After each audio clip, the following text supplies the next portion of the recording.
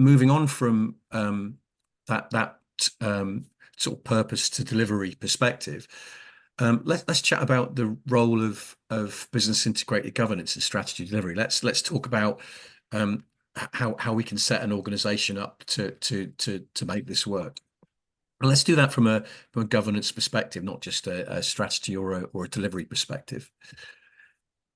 So one of the key one of the key central pillars of business integrated governance is that we can use effective governance to deliver greater success from strategy delivery. We can synchronize decision making, join up operations. We can enable people to function effectively. This is a key central proposition with BIG, that strategy will be more successful if your strategy delivery decision making is fit for purpose and integrated, top to bottom, left to right, not just plopped on top of the organization like a cherry on top of a cake. And if that proposition is of interest, then the definition, if you like, of business integrated governance, and I know this is pretty wordy, so apologies if anyone's got a headache reading it, but I'm gonna read it.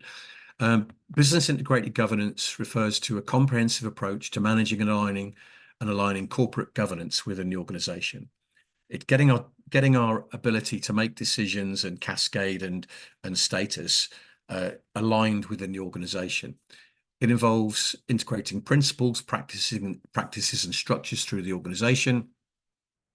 The challenge of business integrated governance is to switch from ad hoc governance processes, domain by domain, and then stitching them together somehow so they somehow work, to thinking about the operation of governance and decision making more holistically. The well-defined BIG capability enables the communication, the ongoing performance oversight, decision-making, re-steering, course correcting, and all that good stuff. That's the objective with an integrated governance framework. And this is a slide I've moved, Lindy, just to let you know, that underpinning BIG. We spent many years developing the content, but we've also derived out of the wisdom of BIG some principles. And the principles help us engage people about what their pains and what their expectations are. Very useful for trying to understand where we're going and where we're starting from. I'll pluck out a couple, and this was condensed down from about 80, so it's not a trivial piece of work, but they're very obvious and they're great discussion starters. Strategy is necessary to achieve purpose. Is within your organization, is strategy seen as a key pillar for delivering your business purpose? Data underpins information. Is that principle accepted in your organization? Do you treasure and look after data and show a good line of sight from where data comes from to where information is used? Those are accountable are empowered. If people aren't empowered, then they can hardly be accountable. And if they're not accountable, they're not going to achieve your strategic objectives. So there's a number of principles like this which you can look at in the BOK, but it's a key aspect to integrated governance that we have a set of principles. Lastly, just to wrap up this section, people ask us what is BIG and what isn't. For us, I mentioned it's a way to engage senior people in conversations about what's good and what's bad about their strategy delivery. It's to look across an organization, not just at the strategic layer. It's a tool set to help us deliver the change necessary to operate a better a more integrated form of governance. There's lots of tools within it, as you can explore yourselves, to help us understand the pains and a readiness assessment to understand where we are and what our current state is, and lots of other bits and bobs, standard agendas for governance bodies, information models. There's lots more, but I think I should focus on what it's not, because this is often an accusation-centered governance stuff. It's not control and compliance gone mad. It's not a replacement for project, portfolio, or program management. It's not a complete set of tools you can just whip out of a box and apply and magically press the big button to solve all your problems. And it's not simple or easy. So there's a few descriptors of what big is.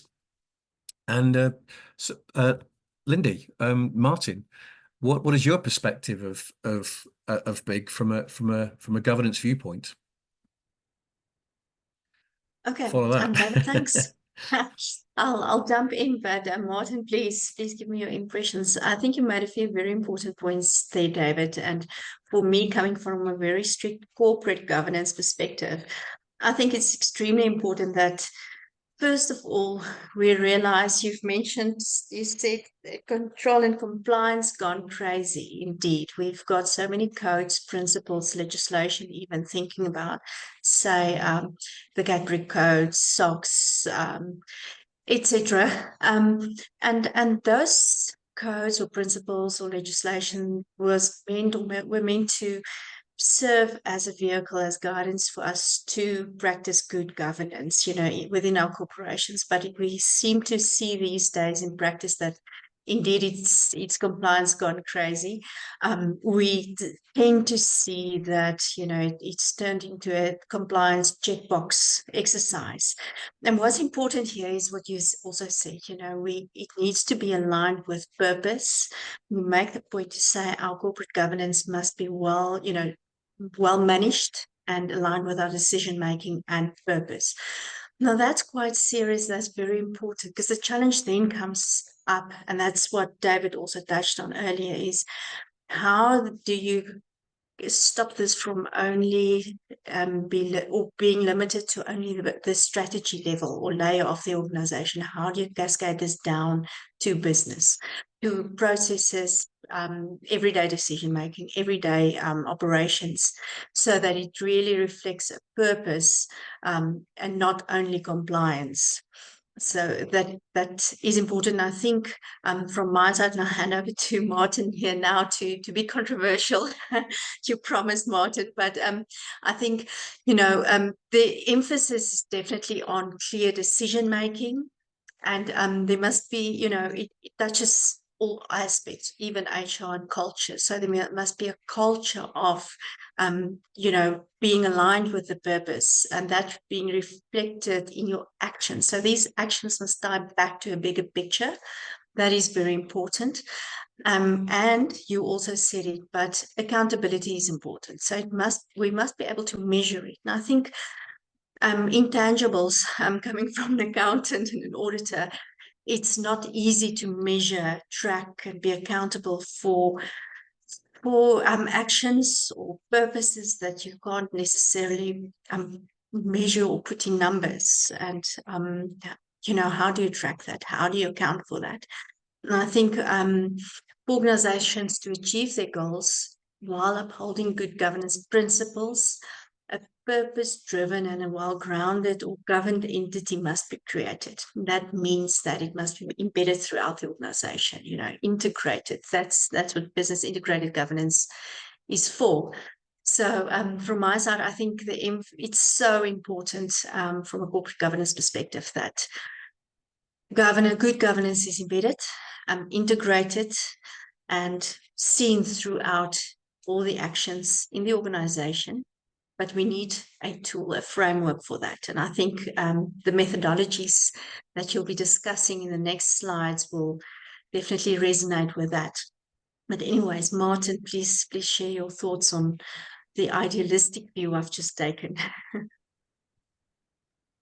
No, I don't think it's idealistic, Lindy. I think it's all very important. I think the thing, and I'm coming back, there's a question on the Slido about what's the perspective on using OKRs as part of governance. And I know David's going to touch on a bit later on, but I totally agree it is part of governance. However, I think we've got to be careful about the reliance on structure here, because the key thing for me in terms of governance and in terms of big is basically trying to remain conscious all the time I see organizations, and particularly senior teams, where the top team seems to become a little bit comatose and goes to sleep.